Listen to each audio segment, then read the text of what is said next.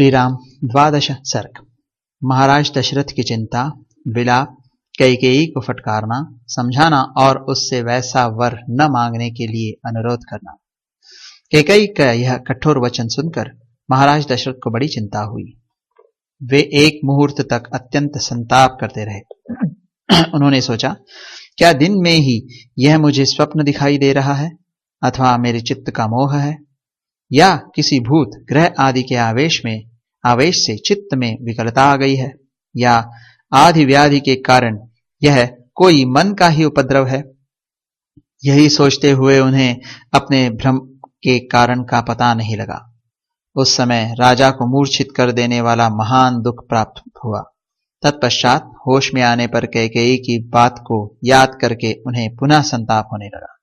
जैसे किसी बाघिन को देखकर मृग व्यथित हो जाता है, उसी प्रकार वे नरेश कैकेयी को देखकर पीड़ित एवं व्याकुल हो उठे। बिस्तर रहित खाली भूमि पर बैठे हुए राजा लंबी सांस खींचने लगे, मानो कोई महाविषैला सर्प किसी मंडल में मंत्रों द्वारा अवरुद्ध हो गया हो। राजा दशरथ रोष में भरकर अहो धिक्कार है, यह कहकर पुनः मूर्छित हो गए।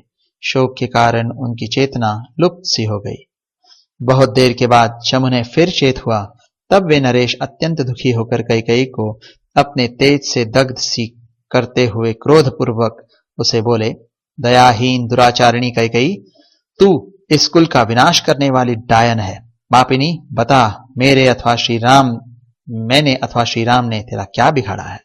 श्री रामचंद्र तो तेरे साथ सदा सगी माता सा बर्ताव करते आए हैं, फिर तू किस लिए उनका इस तरह अनिष्ट करने पर उतारू हो गई है? मालूम होता है मैंने अपने विनाश के लिए ही तुझे अपने घर में लाकर रखा था। मैं नहीं जानता था कि तू राजकन्या के रूप में तीखे विष वाली नागिन है। जब सारा जीव जगत श्री राम के गुणों की प्रशंसा करता है, तब मैं किस अपराध के कारण अपने उस प्यारे पुत्र को त्याग दूं? मैं कौशल्या और सुमित्रा को भी छोड़ सकता हूं, राजलक्ष्मी का भी परित्याग कर सकता हूं, परंतु अपने प्राण स्वरूप पितृभक्त श्री राम को नहीं छोड़ सकता। अपने ज्येष्ठ पुत्र श्री राम को देखते ही मेरे हृदय में परम प्रेम उमड़ आता है, परंतु जब मैं श्री राम को नहीं देखता हूं, तब मेरी चेतना नष्ट होने लगती है। संभव है सूर्य के बिना यह संसार टिक सके अथवा पानी के बिना खेती उपज सके, परंतु श्री राम के बिना मेरे शरीर में प्राण नहीं रह सकते। अतः ऐसा वर मांगने से कोई लाभ नहीं। पाप पूर्ण निश्चय वाली कैकेयी, तू इस निश्चय अथवा दुराग्रह को त्याग दे। यह लो, मैं तेरे पैरों पर अपना मस्तक रखता हूं, मुझ पर प्रसन्न हो जा। पापिनी, तूने ऐसी परम क्रूरतापूर्ण बात किस लिए सोची है? यदि यह जानना चाहती है कि भरत मुझे प्रिय है या अप्रिय, तो रघुनंदन भरत के संबंध में तू पहले जो कुछ कह चुकी है वह पूर्ण हो, अर्थात तेरे प्रथम वर के अनुसार मैं भरत का राज्याभिषेक स्वीकार करता हूं। तू पहले करती थी, श्री राम मेरे बड़े बेटे हैं, वे धर्माचरण में सबसे बड़े हैं, परंतु अब मालूम हुआ कि तू ऊपर ऊपर से चिकनी चुपड़ी बातें क्या करती थी, और वह बात तूने श्री राम से अपनी सेवा कराने के लिए ही कही होगी। आज श्री राम के अभिषेक की बात सुनकर तू शोक से संतप्त हो उठी है और मुझे भी बहुत संताप दे रही है। इससे जान पड़ता है कि इस सूने घर में तुझ पर भूत आदि का आवेश हो गया है, अतः तू परवश होकर ऐसी बात कह रही है। देवी, न्यायशील इक्ष्वाकु वंश में यह बड़ा भारी अन्याय आकर उपस्थित हुआ है, जहां तेरी बुद्धि इस प्रकार विकृत हो गई है। विशाल लोचने, आज से पहले तूने कभी कोई ऐसा आचरण नहीं किया है जो अनुचित अथवा मेरे लिए अप्रिय हो, इसीलिए तेरी आज की बात पर भी मुझे विश्वास नहीं होता है। तेरे लिए तो श्री राम भी महात्मा भरत के ही तुल्य हैं। बाले, तू बहुत बार बातचीत के प्रसंग में स्वयं ही यह बात मुझसे कहती रही है। भीरु स्वभाव वाली देवी, उन्हीं धर्मात्मा और यशस्वी श्री राम का 14 वर्षों के लिए वनवास तुझे कैसा अच्छा लगता है? जो अत्यंत सुकुमार और धर्म में दृढ़ता पूर्वक मन लगाए रखने वाले हैं, उन्हीं श्री राम को वनवास देना तुझे कैसे रुचिकर जान पड़ता है? ओहो, तेरा हृदय बड़ा कठोर है। सुंदर नेत्रों वाली कैकेयी, जो सदा तेरी सेवा शुश्रूषा में लगे रहते हैं, उन नयनाभिराम श्री राम को देश निकाला देने की इच्छा तुझे किस लिए हो रही है? मैं देखता हूं भरत से अधिक श्री राम ही सदा तेरी सेवा करते हैं। भरत उनसे अधिक तेरी सेवा में रहते हो, ऐसा मैंने कभी नहीं देखा। नरश्रेष्ठ, श्री राम से बढ़कर दूसरा कौन है, जो गुरुजनों की सेवा करने, उन्हें गौरव देने, उनकी बातों को मान्यता देने और उनकी आज्ञा का तुरंत पालन करने में अधिक तत्परता दिखाता हो। मेरे यहाँ कई सहस्त्र स्त्रियां हैं और बहुत से उपजीवी भृत्यजन हैं, परंतु किसी के मुंह से श्री राम के संबंध में सच्ची या झूठी किसी प्रकार की शिकायत नहीं सुनी जाती। पुरुष सिंह श्री राम समस्त प्राणियों को शुद्ध हृदय से सांत्वना देते हुए प्रिय आचरणों द्वारा राज्य की समस्त प्रजाओं को अपने वश में किए रहते हैं। वीर श्री रामचंद्र अपने सात्विक भाव से समस्त लोगों को, दान के द्वारा द्विजों को, सेवा से गुरुजनों को और धनुष्य बाण द्वारा युद्ध स्थल में शत्रु सैनिकों को जीतकर अपने अधीन कर लेते हैं।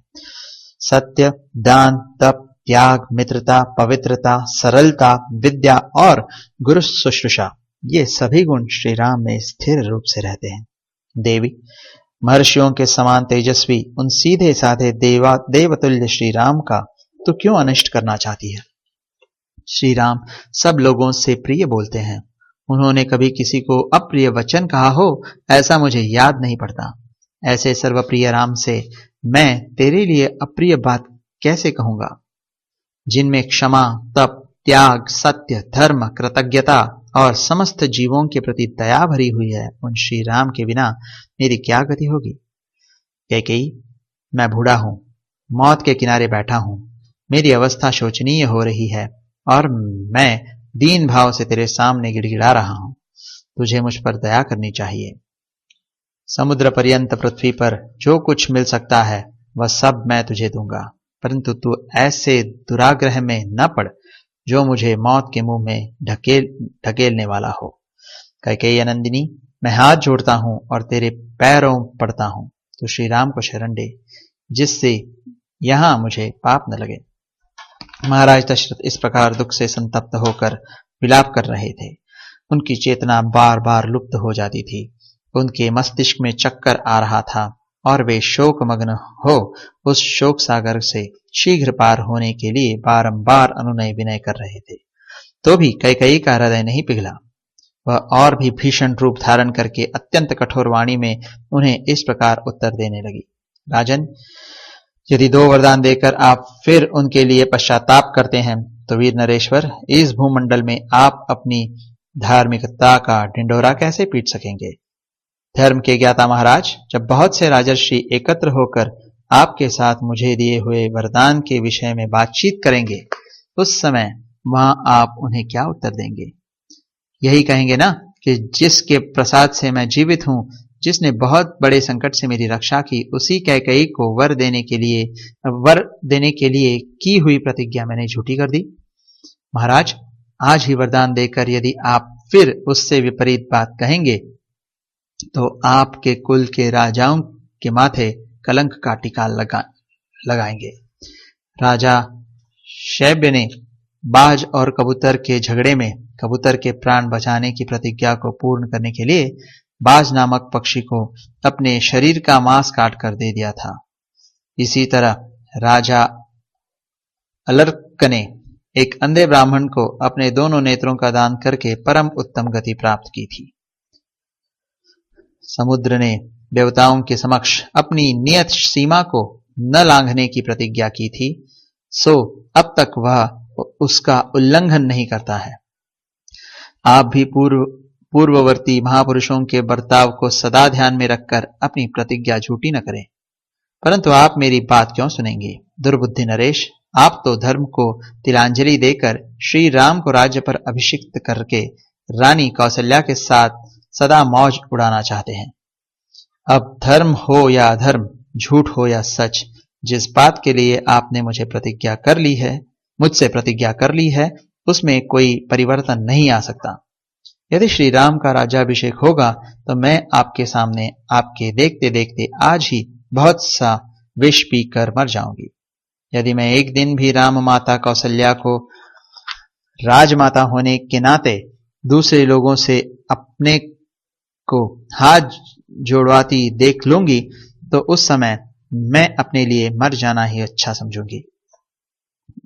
नरेश्वर, मैं आपके सामने अपनी और भरत की शपथ खाकर कहती हूं कि श्री राम को इस देश से निकाल देने के सिवा दूसरे किसी वर से मुझे संतोष नहीं होगा।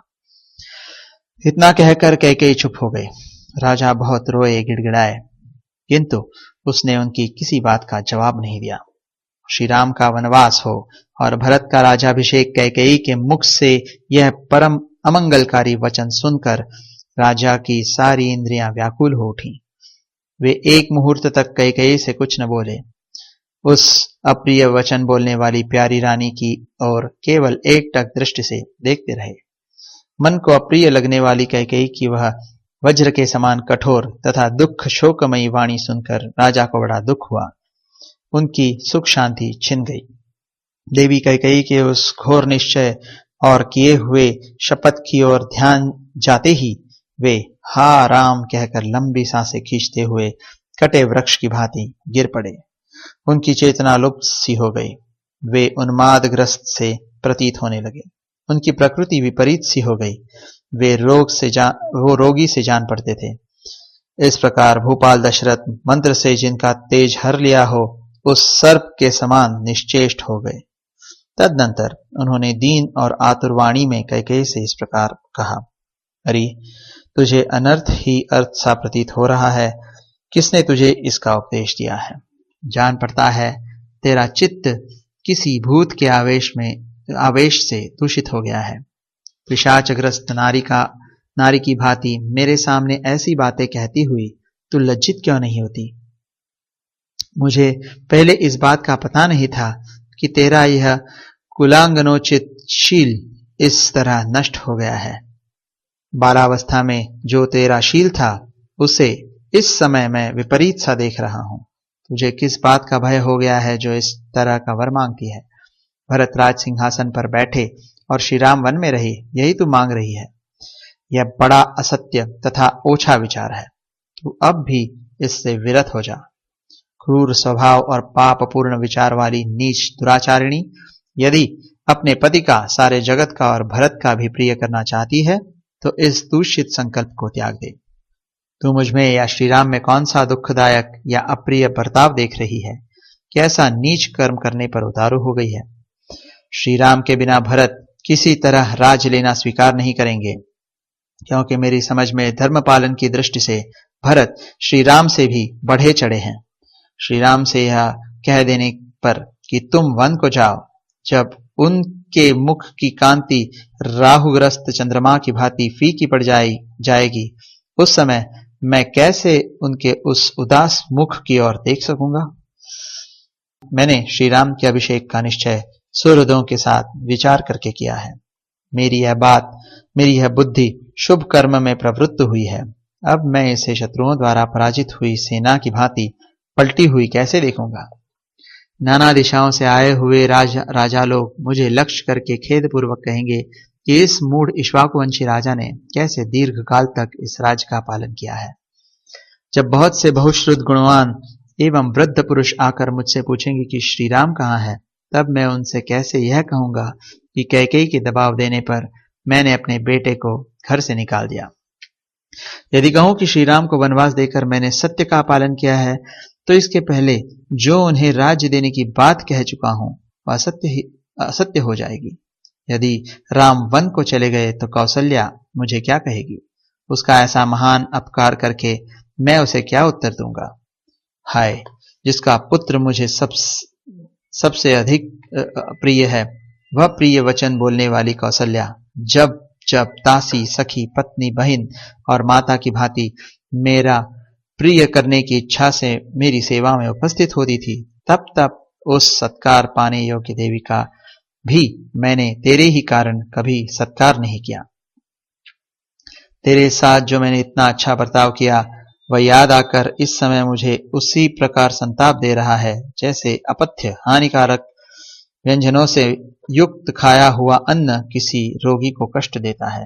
श्री राम के अभिषेक का निवारण और उनका वन की ओर प्रस्थान देखकर निश्चय ही सुमित्रा भयभीत हो जाएगी। फिर वह कैसे मेरा विश्वास करेगी? हाय, बेचारी सीता को एक ही साथ दो दुखद एवं अप्रिय समाचार सुनने पड़ेंगे, श्री राम का वनवास और मेरी मृत्यु। जब वह श्री राम के लिए शोक करने लगेंगी, उस समय मेरे प्राणों का नाश कर डालेगी। उसका शोक देखकर मेरे प्राण इस शरीर में नहीं रह सकेंगे। उसकी दिशा हिमालय के पार्श्व भाग में अपने स्वामी किन्नर से बिछुड़ी हुई किन्नरी के समान हो जाएगी। मैं श्री राम को विशाल वन में निवास करते और मिथिलेश कुमारी सीता को रोती देख अधिक काल तक जीवित रहना नहीं चाहता। ऐसी दशा में तो निश्चय ही विधवा होकर बेटे के साथ अयोध्या का राज करना। ओह, मैं तुझे अत्यंत सती साध्वी समझता था, परंतु तू बड़ी दुष्टा निकली। ठीक उसी तरह जैसे कोई मनुष्य देखने में सुंदर मदिरा को पीकर पीछे उसके द्वारा किए गए विकार से यह समझ पाता है कि इसमें विष मिला हुआ था। अब तक जो तू सांत्वनापूर्ण मीठे वचन बोलकर मुझे आश्वासन देती हुई बातें किया करती थी, वे तेरी कही हुई सारी बातें झूठी थी। जैसे व्याध हरिण को मधुर संगीत से आकृष्ट करके उससे मार डालता है, उसी प्रकार तू भी पहले मुझे लुभाकर अब मेरे प्राण ले रही है। श्रेष्ठ पुरुष निश्चय ही मुझे नीच और एक नारी के मोह में पड़कर बेटे को बेच देने वाला कहकर शराबी ब्राह्मण की भांति मेरी ब्राहबाट और गली कूचों में निंदा करेंगे। अहो, कितना दुख है, कितना कष्ट है, जहां मुझे तेरी ये बातें सहन करनी पड़ती है। मानो यह मेरे पूर्व जन्म के किए हुए पाप का ही अशुभ फल है जो मुझ पर ऐसा महान दुख आ पड़ा। पापिनी, मुझ पापी ने बहुत दिनों से तेरी रक्षा की और अज्ञानवश तुझे गले लगाया, किंतु तू आज मेरे गले में पड़ी हुई फांसी की रस्सी बन गई। जैसे बालक एकांत में खेलता खेलता काले नाग को हाथ में पकड़ ले, उसी प्रकार मैंने एकांत में तेरे साथ क्रीड़ा करते हुए तेरा आलिंगन किया है। परंतु उस समय मुझे यह न सूझा कि तू ही एक दिन मेरी मृत्यु का कारण बनेगी। हाय, मुझ दुरात्मा ने जीते जी ही अपने महात्मा पुत्र को पितृहीन बना दिया। मुझे यह सारा संसार निश्चय ही धिक्कारेगा, गालियां देगा, जो उचित ही होगा। लोग मेरी निंदा करते हुए कहेंगे कि राजा दशरथ बड़ा ही मूर्ख और कामी है, जो एक स्त्री को संतुष्ट करने के लिए अपने प्यारे पुत्र को वन में भेज रहा है। हाय, अब तक तो श्री राम वेदों का अध्ययन करने, ब्रह्मचर्य व्रत का पालन करने तथा अनेकानेक गुरुजनों की सेवा में संलग्न रहने के कारण दुबले होते चले आए हैं। अब जब इनके लिए सुख भोग का समय आया है, तब ये वन में जाकर महान कष्ट में पड़ेंगे। अपने पुत्र श्री राम से यदि मैं कह दूं कि तुम वन को चले जाओ, तो वे तुरंत बहुत अच्छा कहकर मेरी आज्ञा को स्वीकार कर लेंगे। मेरे पुत्र राम दूसरी कोई बात कहकर मुझे प्रतिकूल उत्तर नहीं दे सकते।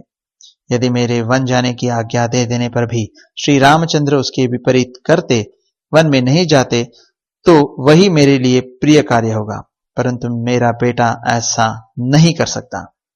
यदि रघुनंदन राम वन को चले गए, तो सब लोगों के धिक्कार पात्र बने हुए मुझ अक्षम्य अपराधी को मृत्यु आवश्यक यमलोक में पहुंचा देगी। यदि नरश्रेष्ठ श्री राम के वन में चले जाने पर मेरी मृत्यु हो गई, तो शेष जो मेरे प्रियजन कौशल्या आदि यहाँ रहेंगे, उन पर तू कौन सा अत्याचार करेगी? देवी कौशल्या को यदि मुझसे, श्री राम से तथा शेष दोनों पुत्र लक्ष्मण और शत्रुघ्न से विछोह हो जाएगा, तो वह इतने बड़े दुख को सहन नहीं कर सकेगी। अतः मेरे ही पीछे वह भी परलोक सिधार जाएगी। सुमित्रा का भी यही हाल होगा। कैकेयी इस प्रकार कौशल्या को, सुमित्रा को और तीनों पुत्रों के साथ मुझे भी नरक तुल्य महान शोक में डालकर तू स्वयं सुखी होना। अनेकानेक गुणों से सत्कृत, शाश्वत तथा क्षोभ रहित यह इक्ष्वाकु कुल जब मुझसे और श्री राम से परित्यक्त होकर शोक से व्याकुल हो जाएगा, तब उस अवस्था में तू इसका पालन करेगी। यदि भरत को भी श्री राम का यह वन में भेजा जाना प्रिय लगता हो, तो मेरी मृत्यु के बाद वे मेरे शरीर का दाह संस्कार न करें।